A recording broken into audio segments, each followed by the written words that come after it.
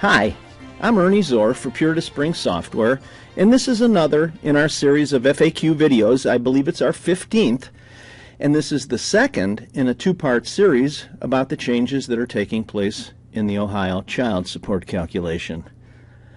Like Part 1, I'll be using a pre-release version of the 2019 Child Support app, so if you have since purchased the app and your screens don't look exactly like what you see here, don't worry about it. Now, we left off with the income shares section of the sole shared worksheet in Part 1, so we'll begin Part 2 with the next section, support calculation. The support calculation section of the new worksheet consists of 4 lines. Line 18, which involves getting the annual support amount from the table. Line 19, which is the credit for parenting time granted to the non-custodial parent. Line 20, the credit for non-means tested benefits received by a child and derived from a parent. And line 21, child care expenses. Now I'm going to scroll down to line 19.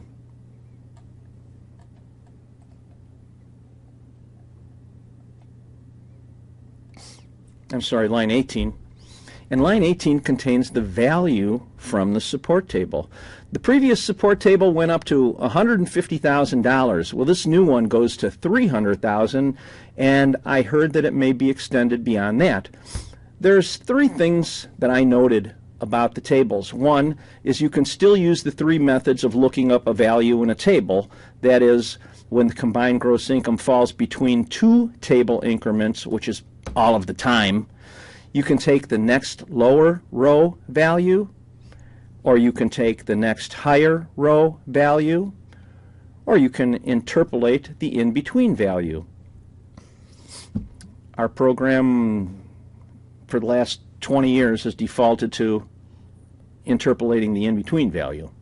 Now, a bit of information.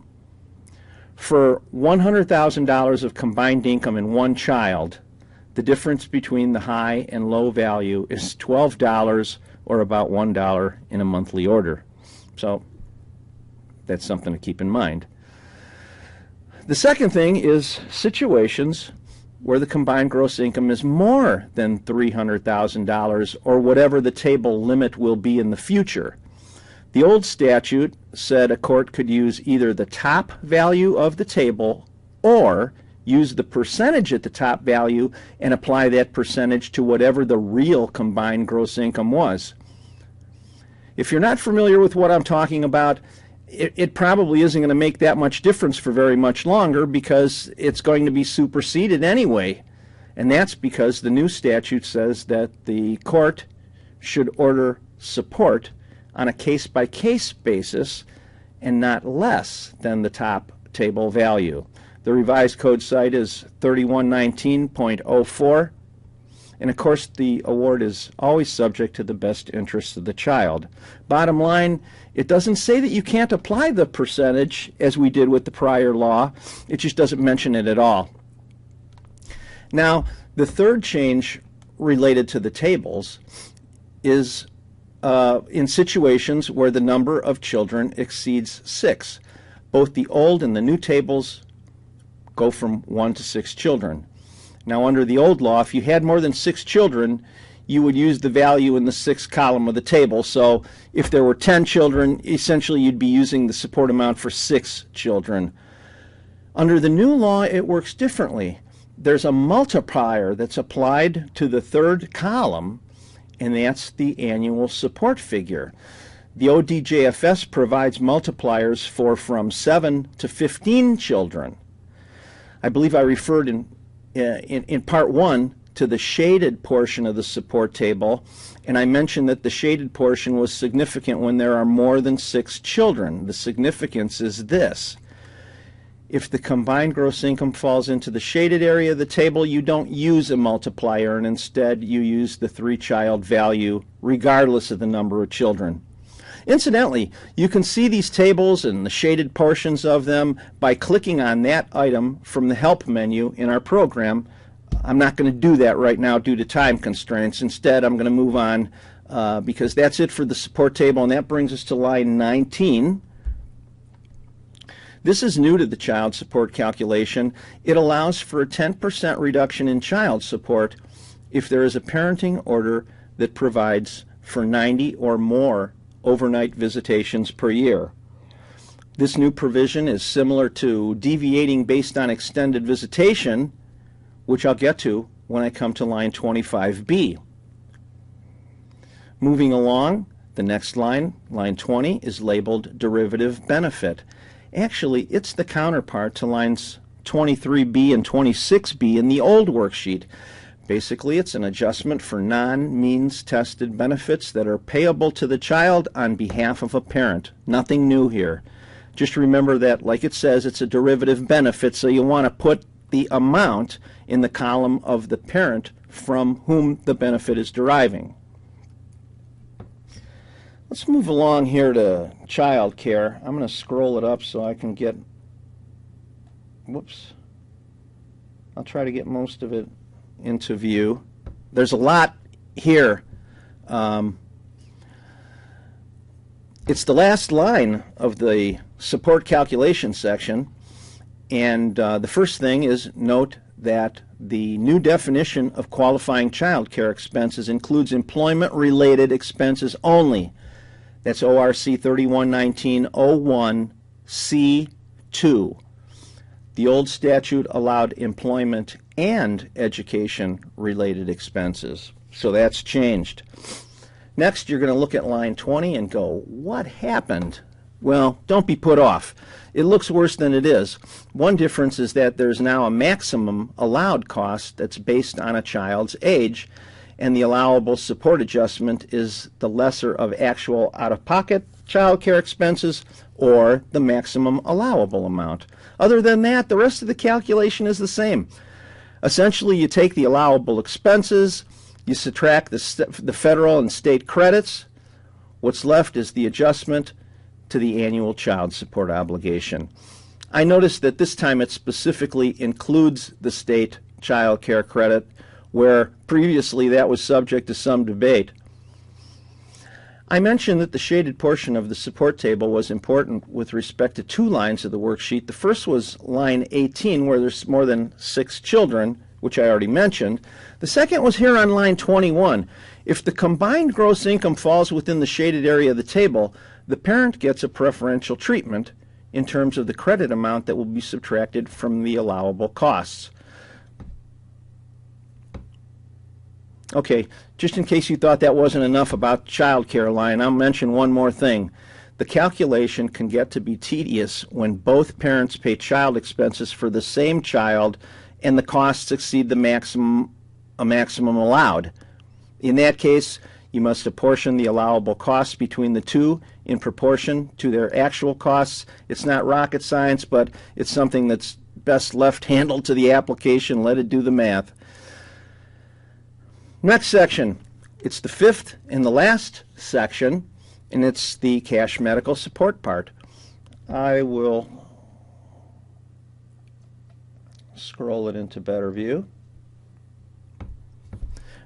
And very simply, the cash medical support, which is lines 23A and B, it's merely $388.70 times the number of children.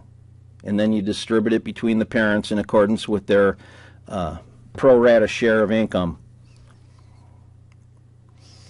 All right, the last section, which I'm bringing as best as I can into view here, the last section is recommended monthly orders for decree. Up to this point, all the figures that I've been working with are annual figures, beginning with line 24, regular child support, cash medical support, and any deviation from them is expressed in monthly terms. Deviation comes into play on lines 25A and B. Line 25A covers the ORC 3119-23 factors that were close to but not exact duplicates of the considerations listed in the prior version of the statute. And earlier I mentioned line 25B regarding deviation based on extended parenting time. You may remember that on line 19B, the non-custodial parent got a 10% adjustment to their child support obligation when the court order provides for 90 or more overnight visitations. Line 25B is used when it's in the best interest of the children to allow more than a 10% adjustment. At any rate, while the old worksheet had a line for deviation, the new one has two. Line 25 that I just mentioned is for deviating from the child support amount, and line 28 is for deviating from the cash medical support amount. Another change in this section is the old worksheet resulted in two support amounts, one when the children were covered by health insurance and one when they weren't. The new worksheet produces only one amount. The issue of health insurance is not addressed excepting line 8, which provides that a maximum cost which provides a maximum cost over which a parent cannot be ordered to pay. Otherwise, the obligee parent is assumed to be the parent providing health insurance, with a few exceptions, like the obligor already has insurance, or the obligor agrees to do that, or the obligor can obtain reasonably priced insurance through their employment, those types of things. Now, you may be curious, as I was, about how the new worksheet compares with the old one. So what I did is I took the same facts and plugged them into the old worksheet and the new one. I gave equal incomes to the parents. I don't think it made any difference anyway, because the figures are being based on combined gross income for the most part. And I prepared a spreadsheet with the results. I'm going to bring it up here on the screen. There it is. The table's not too complicated. The first column is the obligor's income. The second column is the party's combined gross income, and again, I assigned equal income to husband and wife. The third and fourth columns are the old and new worksheet amounts, respectively. The rightmost column is the difference between the two. We see there's a notch at $60,000 and $70,000 combined gross income, where support increased under the new guidelines. But for all other combined gross incomes, the greater the combined gross income got, the more support actually decreased. And again, it's interesting to note that for combined gross incomes under $150,000, the difference between the old and the new guidelines is less than $50 per month. Well, that brings this video to a close, and before I go, I'd like to remind you that if you're interested in computer tips or technical support information, news items, and other information that's of special interest to law offices, you should order our book, The Best of Law Office Computing. It's got all the best tips and other technical information that we've accumulated over the years, and you can get the ebook at Amazon for only $9 and the paperback version for only $12. At any rate, thanks for visiting our YouTube channel and viewing this video. I hope you visit us again real soon, and until you do, I wish you all the best. Take care.